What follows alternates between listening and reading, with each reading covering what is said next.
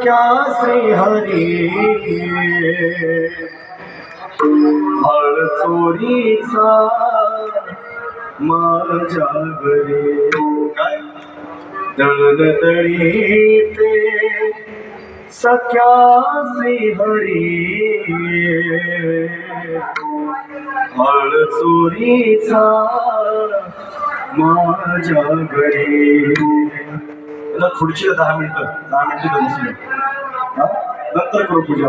Vitthala Vitthal